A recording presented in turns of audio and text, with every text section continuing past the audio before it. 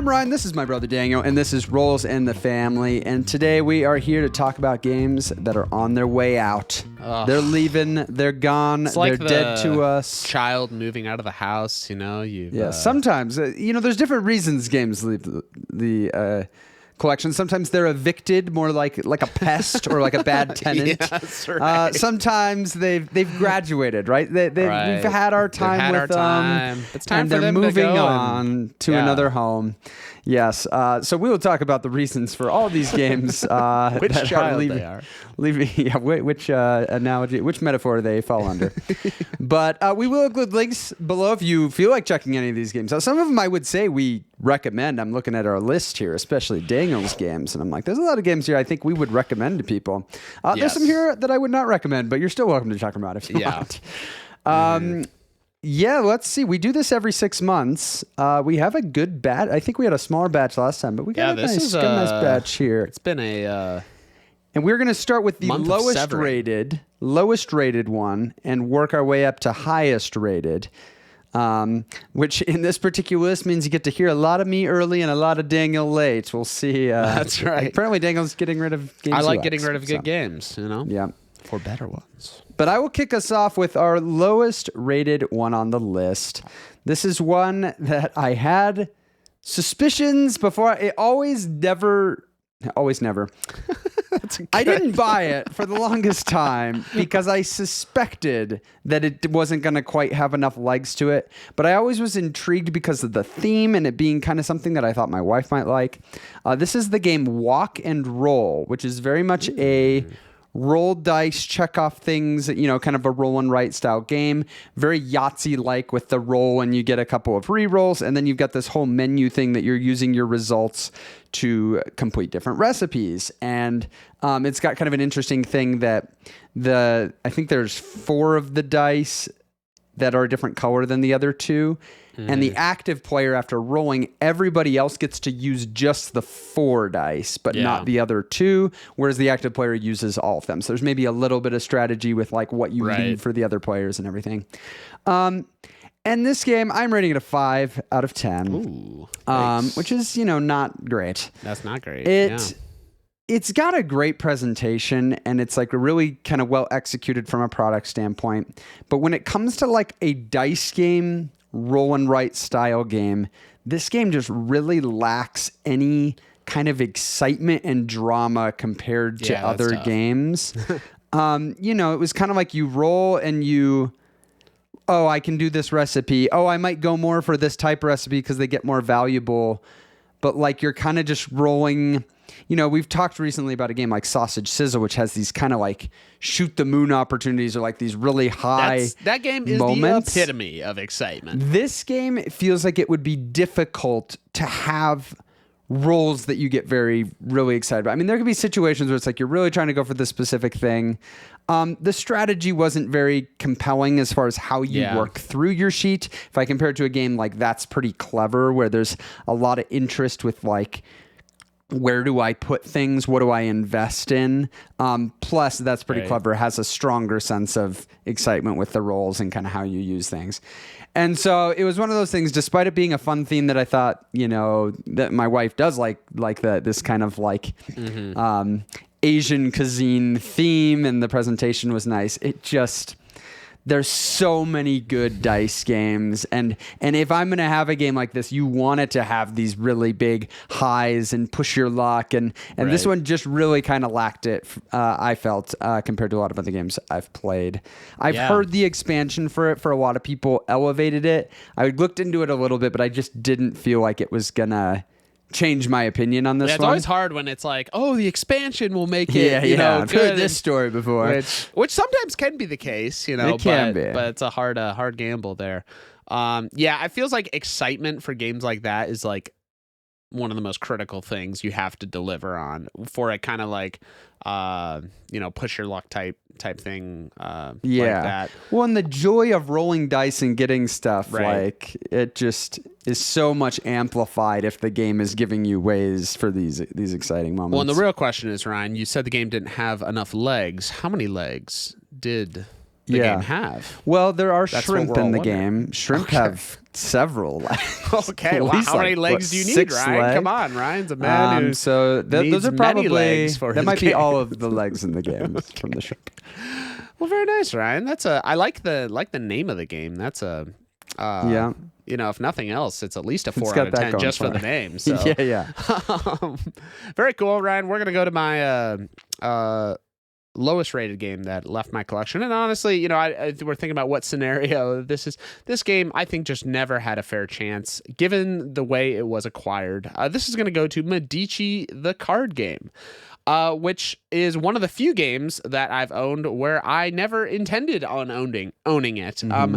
I honestly don't remember how I got it. I didn't remember either. I want to say I was purchasing some game and somehow this was included with it. Kind of just, you know, a throw-in bonus or whatnot.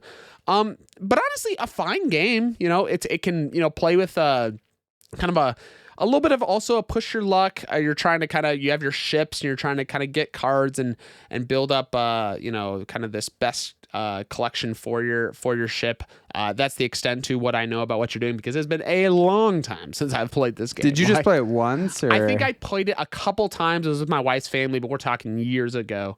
And you know, so one, there's always, you know how when you buy something yourself, you have this like, you have some investment. Yeah. Whereas it's something gets thrown in, maybe don't have that initial bias going into it. So I already maybe had something going not for it.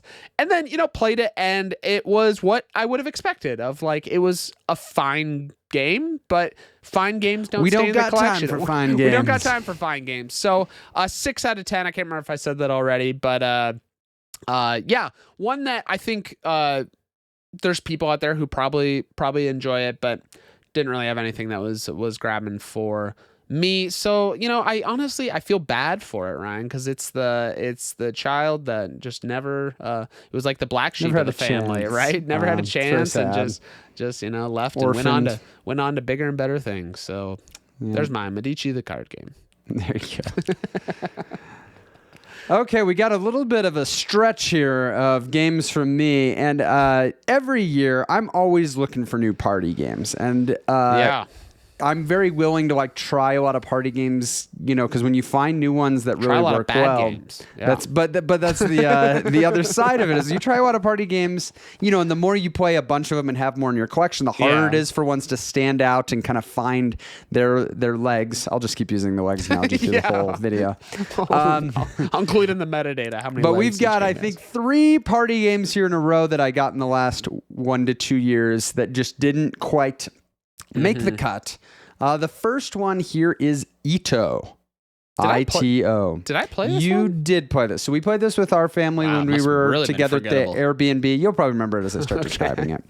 So this has some similarities to another party game I have called Wavelength, where it works with these like spectrums, where it'll be something like cold to hot, or like famous person you would least like to be versus famous person you would most like to be, or whatever.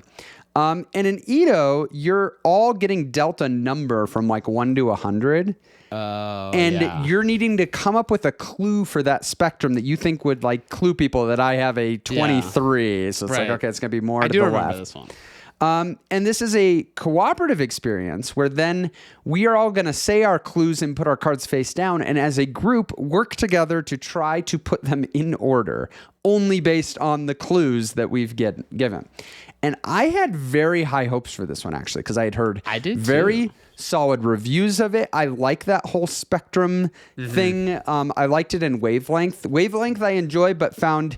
it's still one I have in my collection, but there is a little bit of kind of like downtime with like the team element and someone coming up with clues. Whereas this was like, okay, everybody's kind of doing it at the same time. It turns into cooperative. We've had huge success with games like Just One and So Clover that have brought a cooperative party experience. So we tried this one out, and it was like, it almost worked. I know. It like almost worked, but it was a weird dynamic. So there's a rule in the game that you can... After you say your thing, you know what it is, you can change it based on, because maybe you realize like, oh, this is not a good clue for it.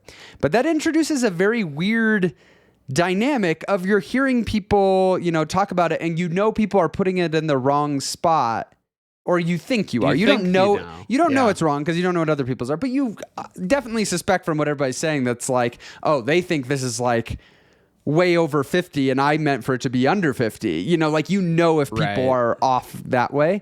And so then you're like trying to come up with something new, which just the fact that you're clearly trying to come up with something new, everybody's like, well, we're definitely not discussing theirs the way they intended. And so then it almost turns into this, like, they're just kind of like trying things until they feel like people feel like they can accept. Which was just a weird dynamic. So then we were talking about, well, would it be better if you couldn't change it? And it's like, maybe it eliminates that, but now you have the problem of like, you could just be so way off. Game would be really hard from the beginning. Yeah. And you maybe lose some of the elements of the discussion. And so it kind of, I won't say it fell flat for us, but it definitely didn't meet my expectations of what I thought it could be. Yeah. And it was like, I could see taking it out again, trying it again with the right group, but I really, there were several times after those initial plays that I could have brought this game to something or brought this out, and I found myself shying away from it, which that's that's kind of a nail in the coffin for like a party game if I'm not bringing it out in like perfect party game situations. Right. And so I don't know, this one's worked really well for a lot of other people. I've heard really good things about it. For us, and maybe it's like, if you're trying to win, it starts getting a little weird with the rules. Like maybe if you're just a little more casual with it, or I don't know. But I struggled to see the path to our group having a really good game with it. Yeah, I agree.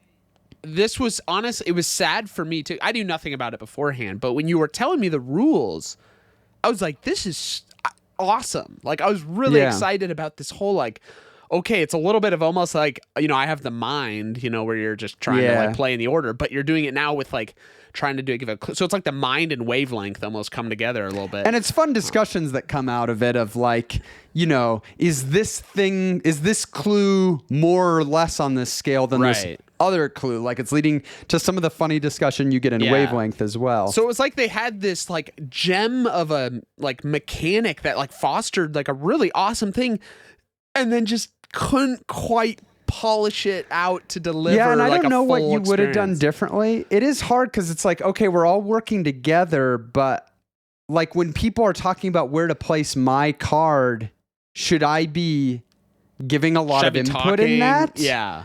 Am I like going past the rules of how much I'm communicating about my card if I am? Right. Like, oh no, this should definitely be further down here, right? Yeah. Like push it this way. Yeah. So I don't know if I said that I rated a 6. Even our not so great games of it were still enjoyable. Yeah. Like we had some fun with it, but it was like, man, I just don't see me wanting to get it back to the table, especially when I have a lot of other party games that land so much more reliably. Right. Yeah, we really do need our party games, I feel like, to be, I think a core thing is to deliver consistently. Like you think about some of our top games, they always deliver, it feels like, so that's tough. Oh, so sad, Ryan. So it is sad. Yeah, I honestly got it wondering, could this replace wavelength? Like if this had been amazing, I could have seen myself being like, okay, I actually prefer this, but this is why you play the games. You don't know. You can't just trust somebody on the internet to tell you that some game replaces a game. You better not trust us. Yeah. Yeah. Well, maybe us, but that's true. Not those other. We're channels. objective. Yeah. We like to stick to objective facts. That's right. Like Ito being a 6 out of 10. Yeah, that is objective. So continuing on here with another party game. And actually one that I have very similar feelings to Ito in that I love like an element of this, but it just doesn't quite work the way I want it to, and kind of ran into some weird things with it. This is Blob Party. And so Blob Party has one of my favorite like new mechanisms I've seen in a party game, where everybody starts with like a little piece of Play-Doh with like a googly eye on it, and it's like your little blob. And in the game, whenever you answer, like everybody's going to be putting down an answer to some question where there's like a category and a prompt word, and you put down, what do you think other people are going to put down? And anybody that puts the same one gets to combine blobs. So you could have 3 of you that are now blobbed, and now you're a team for the future round. And so you have these like adapting teams, and the game can play out in different ways where like maybe everybody's absorbing into one and you end up with like one person and a big blob. Maybe you have like 3 medium blobs because of the way things went. Absolutely love that. That's and super it cool. got my game designer wheel spinning of like, ooh, how could that be used in like other games? This dynamic of like, these teams bigger shifting game, throughout the game. Yeah, it would be interesting.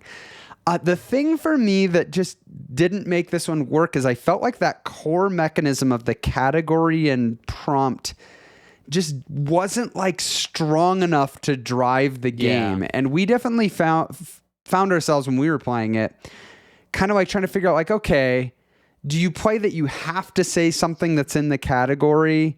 Like whatever your word should be, you should be able to say, yes, that is in that category.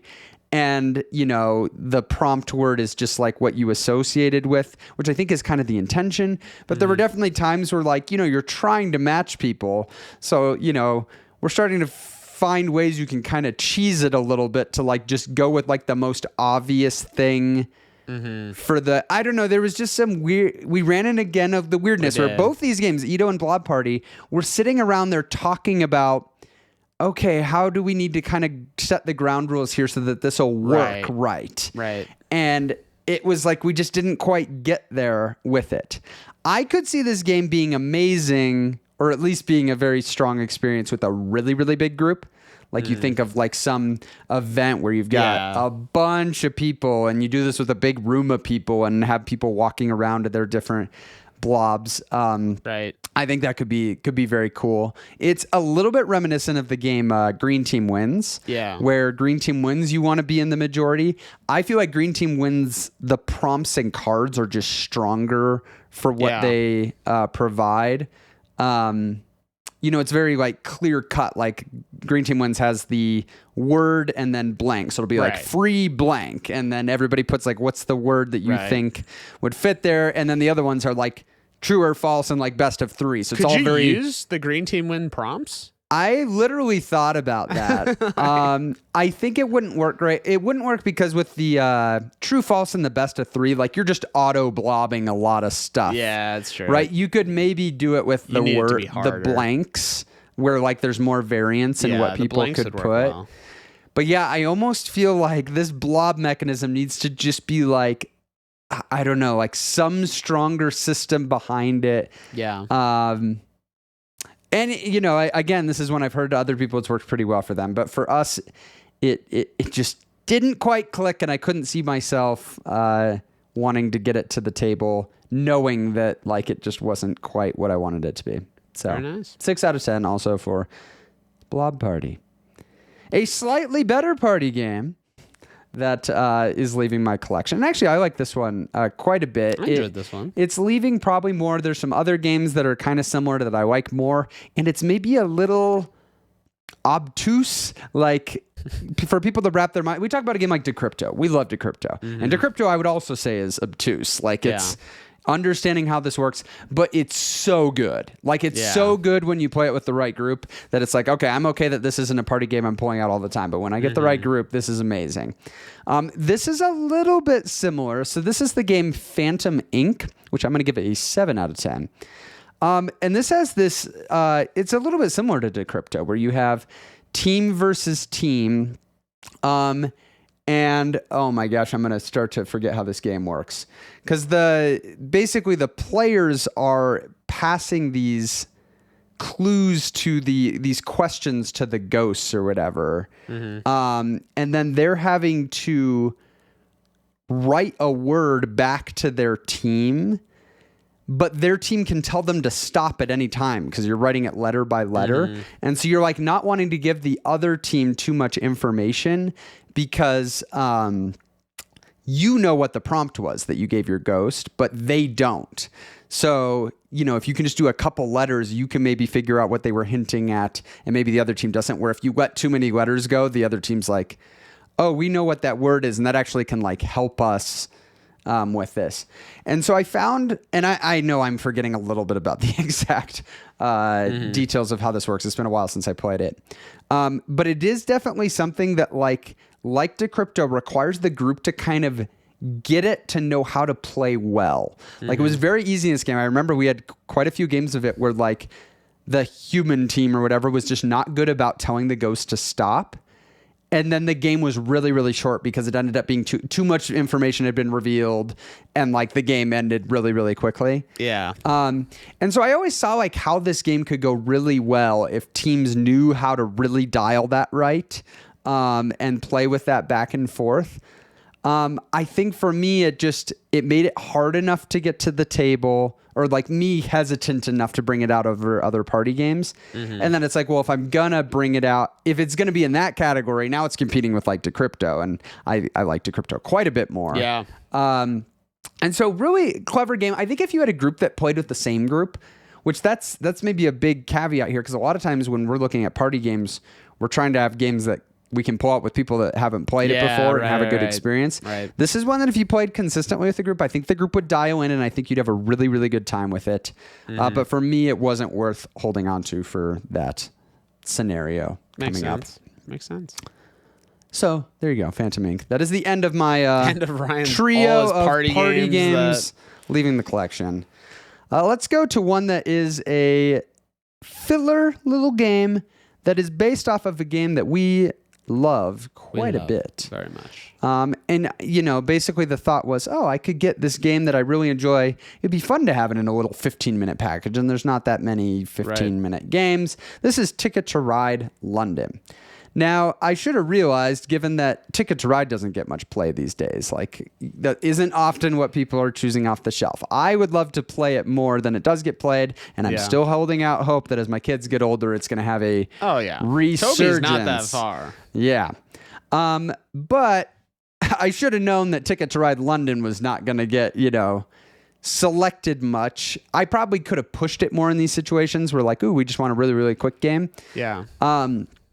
But yeah, at the end of the day, it wasn't getting played much.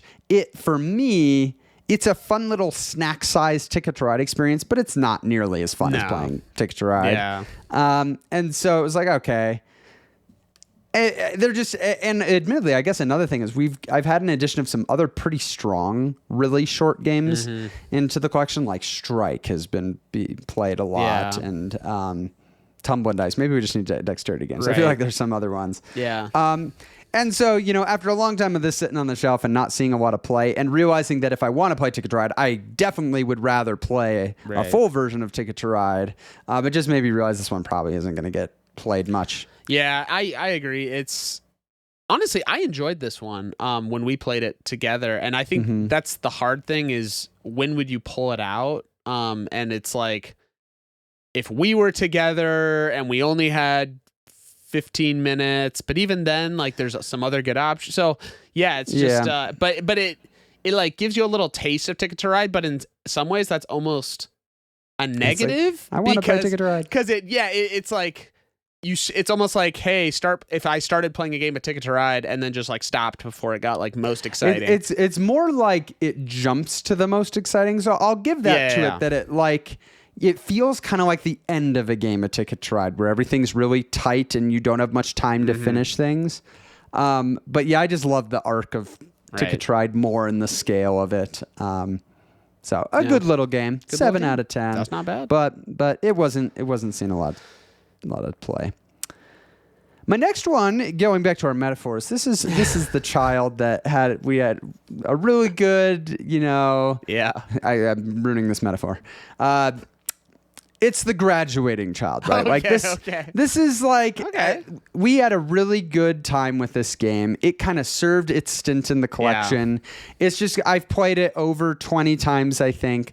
My wife liked it, which definitely helped it stay in the collection more. Right. As we've added more games that my wife also liked, it starts to be like, okay, maybe we don't need this one anymore.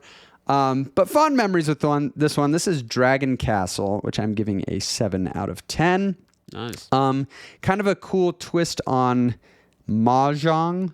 I don't know if that's how you pronounce it, but with those like nice, and it has these nice like blocky tiles. The They're components in this very game nice. are very good. Quality is very good.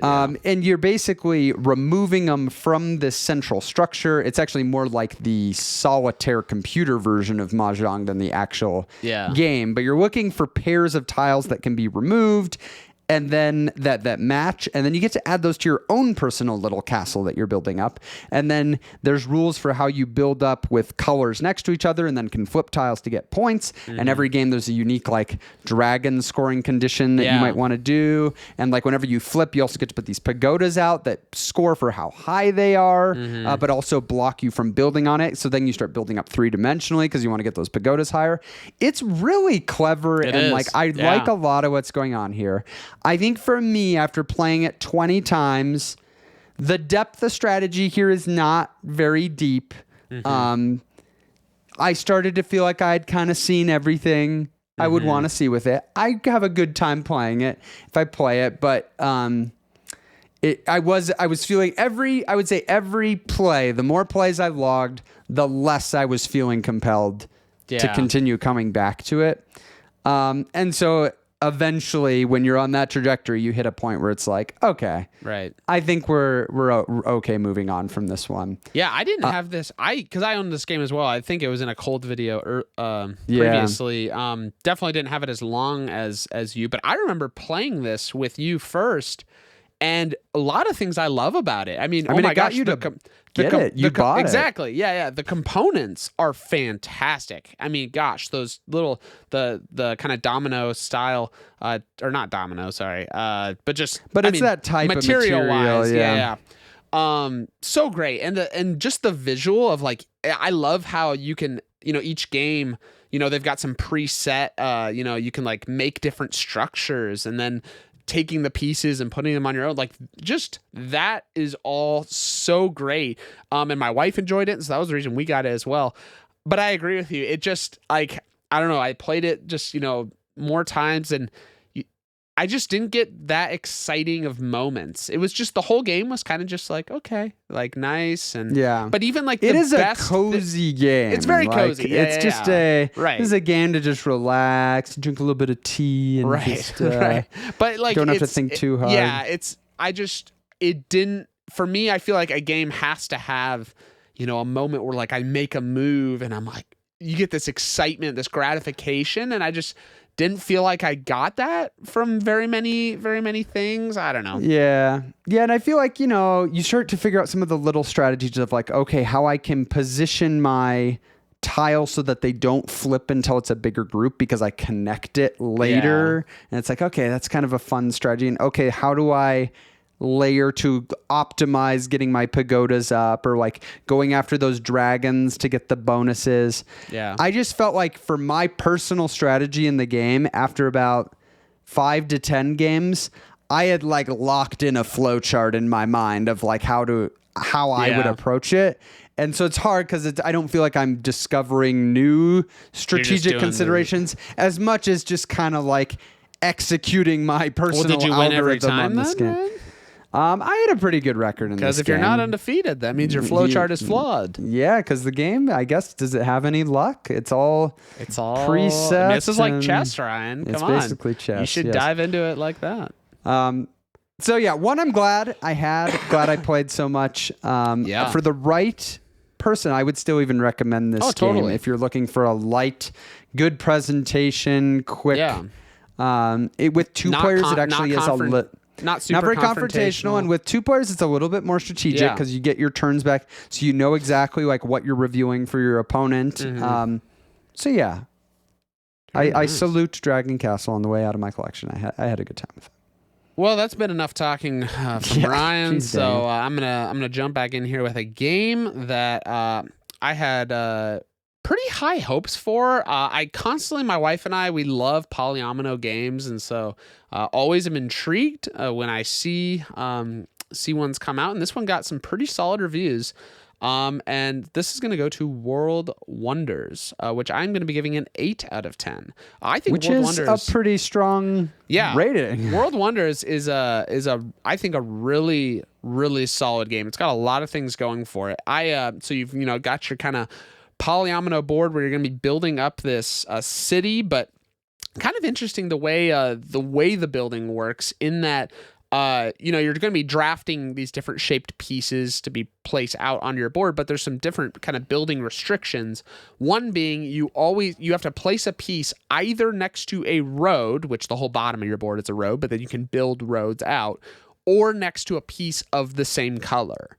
And that little restriction just makes it really interesting. So you kind of are trying to keep different, putting colors together doesn't really do anything from a scoring perspective, but obviously happens because of, just from a being able to build things. And then oftentimes you'll try to shoot a road out quick so that you can get some. I shot a road out when I played this. Ryan did. I hope we have a picture of that because Ryan. I can't remember even how it happened, but something happened that my only option left was to build a bunch of roads, and I was like, well, I guess I'm building roads all the way to the top of my board. And I really love in this game the currency. So you have, I want to say it's 7 gold every round.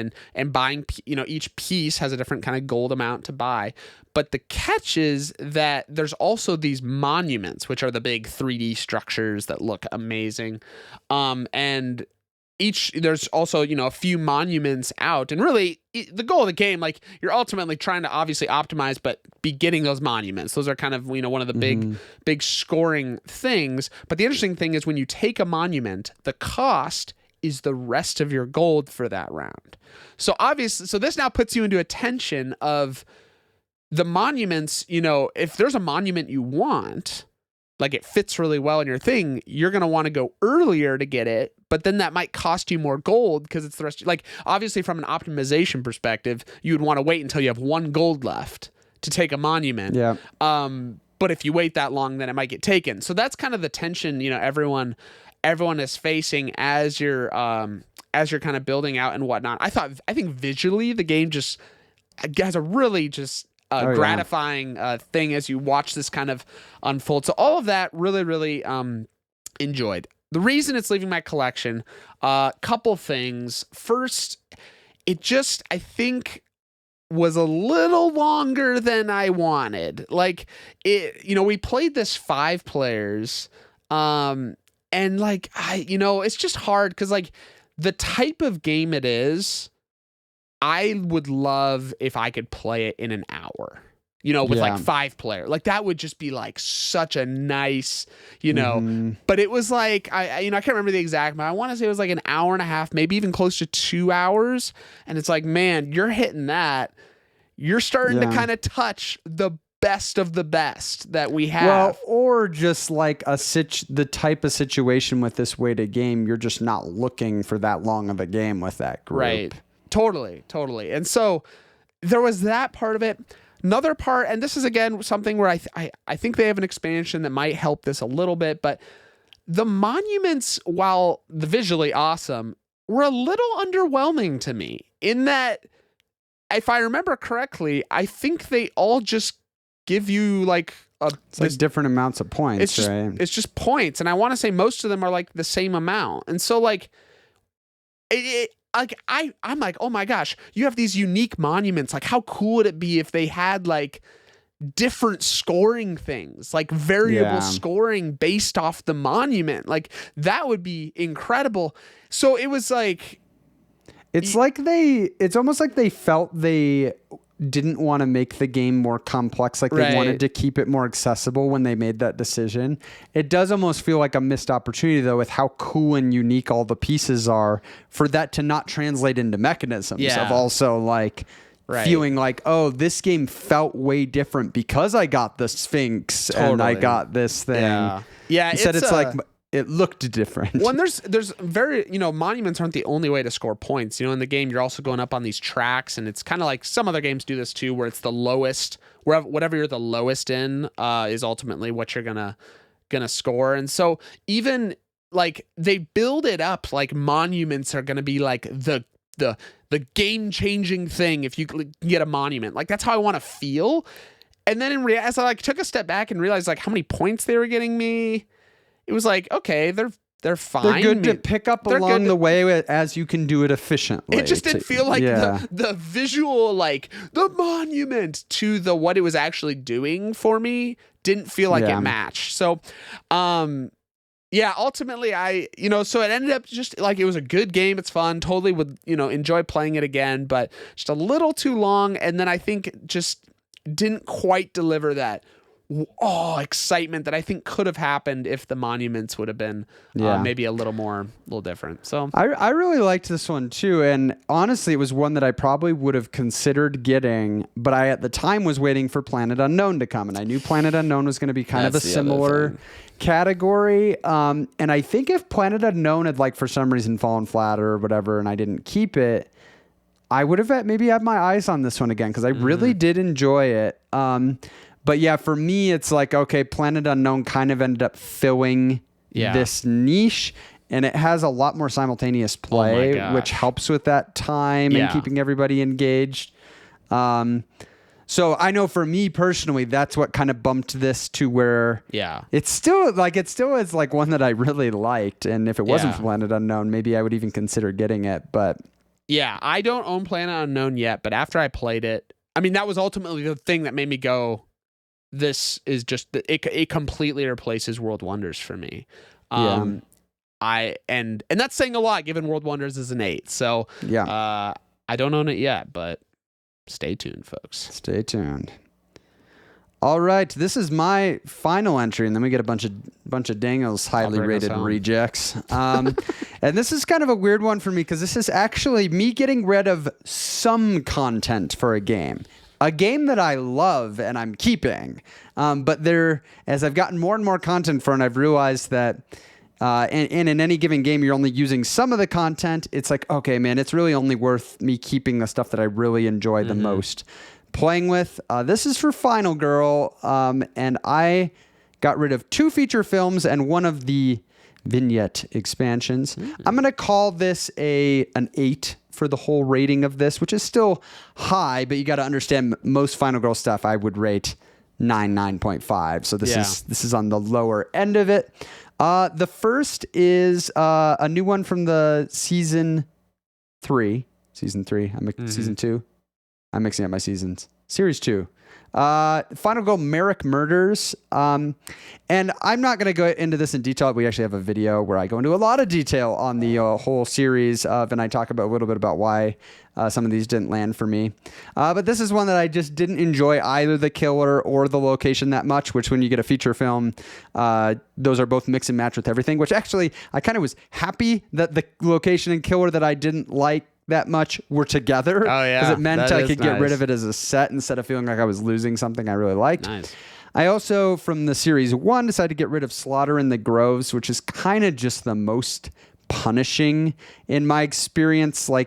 There's a lot of hard things in Final Girl. This one felt the most punishing and not the most fun way. So decided to get rid of that one. And then the newest vignette expansion, Terror from Destiny, just didn't land for me very well. It sounds like for a lot of people who maybe know the theme better of these Final Destination films that I have not seen. Yeah, you got a lot of correction on your people explained to me why it actually was, the theme made sense. And I get it now, but it still just wasn't one that really clicked for me. You didn't go watch Final Destination with your family? This is actually a big move for me to, you turn off that completionist gene and be like, I'm shocked. I don't have to have everything.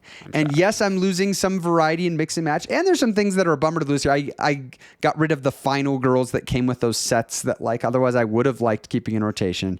But at the end of the day, I have so much of it and ones that I enjoy more. I only play it so much, right? It's not like this is the only game I play. Yeah.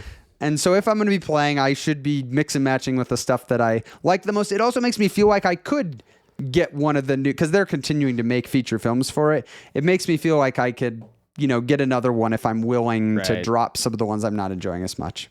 Ryan, I'm proud of you because Daniel could never do this. Because it's so funny how for so many of us, that completionist mentality of it becomes more than even just what you're playing. It's I gotta have. Well, the and they whole looked set. all so nice on the shelf, all the feature did you ruin films the right shelf, next to each. Ryan? Well, no, it's just there's fewer feature films there now. So. I thought they I didn't know if they had a progression. But I know I now have an incomplete series 1 and an incomplete series 2 How do you live with because yourself? of But it's good. It's good. It's good. It's a step in the right direction. That's good.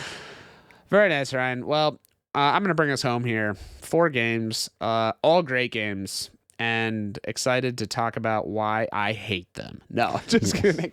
Why they did not stay in my collection. First one is a game that I've had for a while now. I want to say maybe you gave it, maybe it was like a birthday gift a while back or something like that. Ago. And honestly, I mean, a really solid game. Like, I could see a lot of people loving this game. And and just wasn't getting played a ton. I've got a few thoughts about that, but this is going to go to The Quest for El Dorado, which I'm going to be giving an 8 out of 10. Now, I believe there was a new version that came out. It's kind of a confusing product line because there were like different versions in different countries, and then there were like expansions, but they were like different. It was But anyways, this is a really cool game in that it's you've got all these kind of pieces of terrain that you build out to basically make this race. It's a race from start to finish. And you've got your little adventure, but it's a deck building race. So on your turn, you're playing the cards from your hand, and the cards correspond to kind of the different terrains and stuff. And so you might have a spot out on the map where to get through the passage, you need a 4 of the grass or whatever. And so the only way you can get through that is if you play a 4 or higher grass card. And so that's where buying cards for the deck building element. And it's cool because you can see the whole map. So you can kind of be like, okay, what path do I want to try to go? And how do I want to build my deck to try to work with that? So super, super cool. I think the deck building is sweet. That combined with racing, it just was something that, haven't really seen that in actually, you know what? I guess Clank Catacombs a little bit has like the racing, it's a little bit deck different building, dynamic, totally and definitely different. a heavier. Yeah, but game. I just was thinking it's in some ways like that, but. So very, very fun. I've had games of it where it kind of comes down to the wire, and all of that. I think a few things. This one's kind of silly. In a deck building game, I don't like small cards, Ryan. Yeah, it's got the little tiny cards. And there are these little tiny, and I don't know if it's bigger in new editions. I don't know, but the one I had, it's like these little cards, and when I have a deck building game, I want a full size card so I can hold my hand.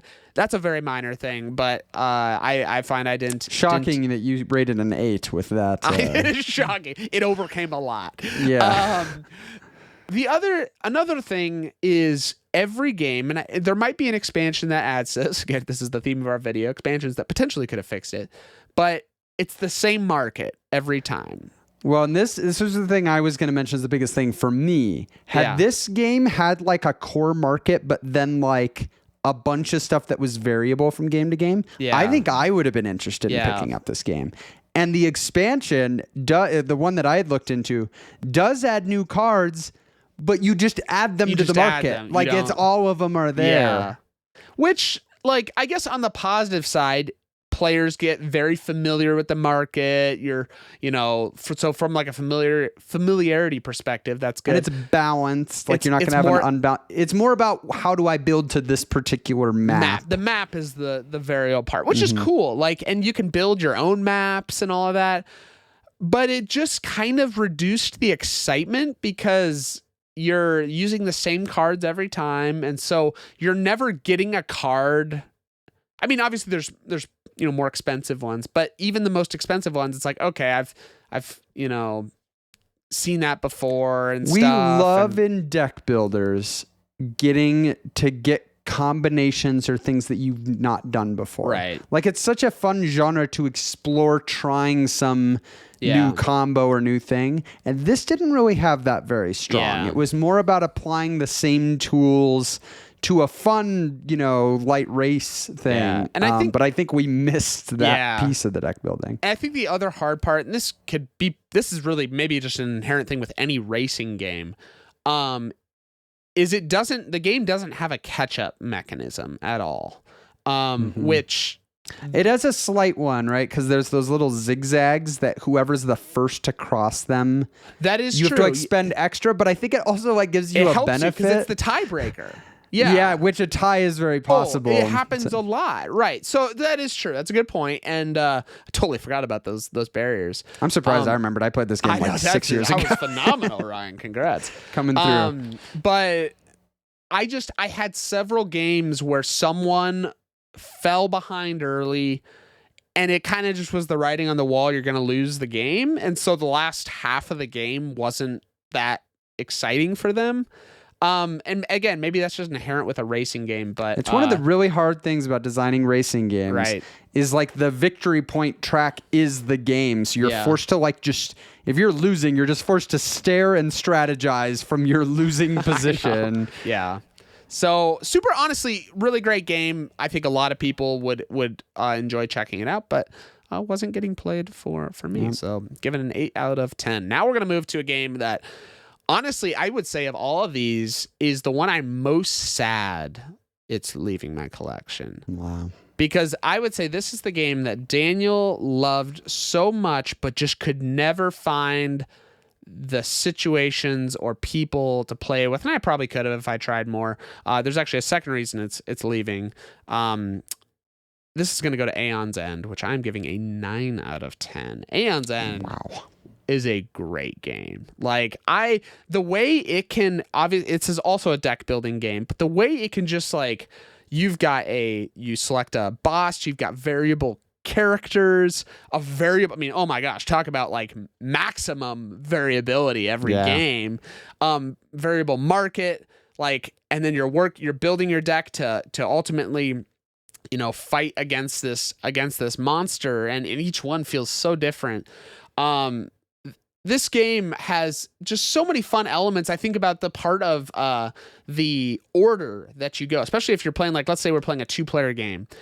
You have these turn order cards that get shuffled into a deck. So you'll have some for me, some for you, and some for the boss monster. But it gets shuffled. So you don't know the order exactly things are going to go. But as you go through the deck, you can start to be like, okay, this has happened already, so now we know this is going to happen. But I find just that little shakeup really makes the game interesting in like how it's not just going clockwise, like, so and can create some brutal moments where you like get back-to-back bosses at the end of the deck, shuffle, and you try it again, but then okay, we've got a long period where these, if we can survive that. So really, really cool thing with that, there's so much content for this game. I mean, I had the core set in War Eternal, and so like I wouldn't even need to get any more of it. There was plenty of it. Honestly, only leaving the collection, one, because like my wife didn't like this game, which means I would need to find someone else, and I probably could have if I worked at it. But then, Ryan, I played Slay the Spire with you, and I don't own it yet. I will own it someday. And they're very different games. Like Slay the Spire is much longer. It is longer, definitely, to do like a full run. Like when I'm playing this game, I'm going for the deck building, fight against the cooperative deck building experience. And the downside is it's longer, and that it is a downside. But oh my gosh, is Slay the Spire incredible? And so it was so incredible that I just if you're rating Aeon's End a 9, I mean, Slay the Spire must be a 9 at least. I know. I mean, if there's a big gap there is a big gap. I know. Maybe I should have laid it lower. I don't know. But Aeon's End is a great game, and there are a lot of people I think that, and honestly, I might have made a bad decision because it's it's like shorter and plays fairly quick. But maybe someday we'll be talking about Daniel getting Aeon's End again. They also have the newer kind of streamlined version, Astro Knights, that I know when it first came out, a lot of what I heard about it was like, it's good and it's cool how they streamlined a lot of things, but for people who are coming from Aeon's End, it was like they took away too much. But part of it was like, oh, well, give it time to expand. Aeon's End has had so much time to expand. Right. So I know Astro Knights has been getting some expansions and stuff, which is intriguing. Very cool. But we'll see. I remember one other thing that's interesting with Aeon's End is the whole thing that you don't shuffle your deck, you just flip it, your discard pile, which is like one of those things that on paper, it's like, oh, that's a really cool twist on deck building, and you can actually potentially use it strategically to like try to... I actually found in practice I didn't really love it. Right. I think one, because it made that discard action suddenly feel like I should be thinking about what I'm doing, of like, okay... Like it actually matters like what order I put these and like what things. And it's almost like I didn't want to have to think about that action. And like, and then the second part is I like in a deck builder where when I have all these cards, I like the shuffle of like, what am I going to get in this hand? And like, am I going to get these cards together or not? And so it like maybe removed a little bit of that variety in the types of hands you're getting. Right. But it is interesting. And I know a lot of people, they really like that about the game. It gives a little bit more control. But yeah, I had fun the times I played Aeon's End. The problem is that every time we played it, I wouldn't have played it in 3 years and didn't remember how to play. But me either. Yeah. Okay, Ryan, we're going to move on to another game. Another 9? What's Daniel doing? And this is, talk about child that graduated and moved on. Yeah. This, honestly, the last two are the epitome. This is like your child got adopted by a good friend, right? That is true. That's a good example. This is going to go to Star Wars Imperial Assault. I'm giving this game a 9 out of 10. I have such fond memories of Star Wars. I played it in high school, played it in college, just finished a campaign recently. And it really is just a fantastic, dudes on a map, you versus the Emperor, the upgrading of the game, the campaigns, so much fun. I still would love to play, some of the more of the campaigns. I've played the base campaign, I think 3 times now. It's like, it's great, but I'm ready to experience some more. Honestly, the only reason it's leaving my collection is because I've got a buddy who owns, the Star Wars stuff. And so if I'm going to play Star Wars, and he was in the group you were playing. He was the one we were using his content. And so I was like, okay, I don't see a situation like if I'm playing a campaign not with him, there's plenty of other things out there I could play. And he has it. So really not leaving the collection for anything of its own fault. But it really says something about this game that I've played 3 base campaigns, a shorter campaign, part of the Return to Hoth campaign. We didn't finish that one. And still has me coming back. And it's just a really solid game. It does have a little bit, like I was talking with the guy who was playing as on the Emperor side. That is a like hard roll because you have to, when you're playing you versus 4 people, like obviously you're trying to just even understand like your abilities and how to best use them. But you have to remember what everybody else has. 'Cause like, that's your decision. You could make a crucial mistake because you forgot that, Jin has this ability that can do this.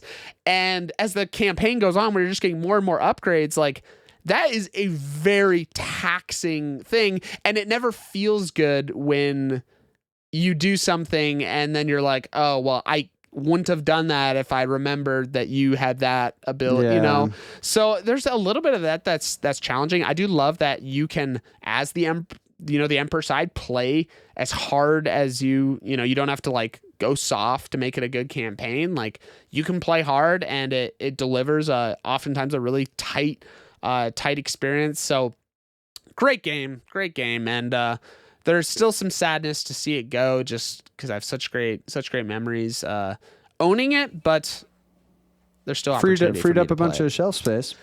I tell you what, man, I do need to continue to. Well, and speaking of that, speaking of freeing up shelf space, this goes to my top cold game.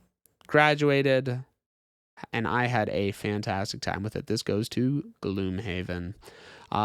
This is a lot of shelf space.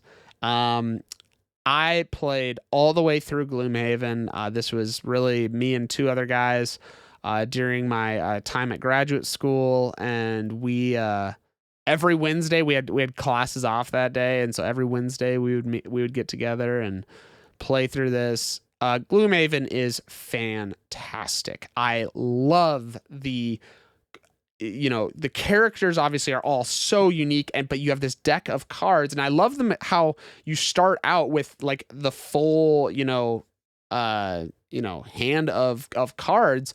And so that's interesting, but it's also like your health. And so as you're playing, as you go through playing all your cards, you're going to have to, you're going to slowly be like, burning cards. So your health is going to slowly kind of be dropping, and you potentially can push things and sacrifice, more and whatnot. That card play mechanic of, the cards you play, that's also going to have your initiative on it. So trying to figure that out, and then coordinating with your teammates on the tactical play on the map. It is such a great system. It just works so well, and it's a system that then when you get different, I love that as the campaign goes, you're not just one character. Like, you get to, over the course of this campaign, play 4 different characters, and the characters are so different, and it's fun to watch how the group dynamic changes when you retire a guy and a new one comes in, and it's like, okay, wow, we got to change how we play, and whatnot. So yeah, man, what a fun game. And it's fun to experience the fullness of a game. There were thoughts at some point of like, oh, do you keep it around and try to reset things? But honestly, it's like, I think I experienced the fullness of this game. I don't need to play the existing thing. If I wanted to, I could go to Frosthaven. If I ever wanted to do the Gloomhaven experience again, then that's probably what I would do. But man, I think I'm even higher on Gloomhaven than you are. Because we both basically played. Yeah. I didn't quite finish the full campaign, but basically played the full campaign. We kind of have ended up at the same place where I ended up selling off mine, and you now are with yours. I think I was a little more burnt out on it by the time I sold it out, to where I was like, okay, I didn't even feel I was losing my desire to like really want to play it more. Yeah.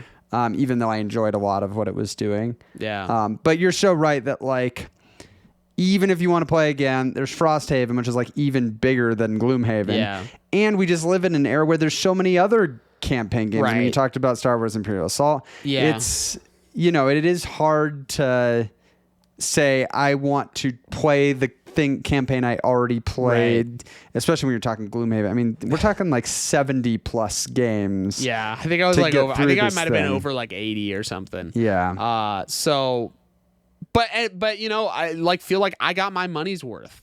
Like, oh my gosh, absolutely. Played. I mean, you look at it. We both played with groups of 3, right? Yeah. You had 2 other. Yeah, and so it's like, okay, 3 people. We played 80 games that were each, maybe an hour and a half on average with the upgrading and stuff. It's like, you do the math there. You this is going to be pretty cheap for the entertainment value that you got for this group. So it feels great to just have gotten a game. You wonder like, oh my gosh, am I actually going to be able to play Gloomhaven? I'm going to be able to find the group.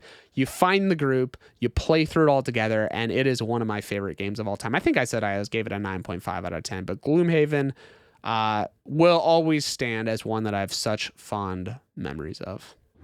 There you have it. We talked about some really great games, some games we didn't feel were quite that great. You can check out any of them down in the description below. Most of the other content in our channel tends to be pretty positive about games that we do enjoy, and you can check out a few of those videos here, and we will see you in the next one.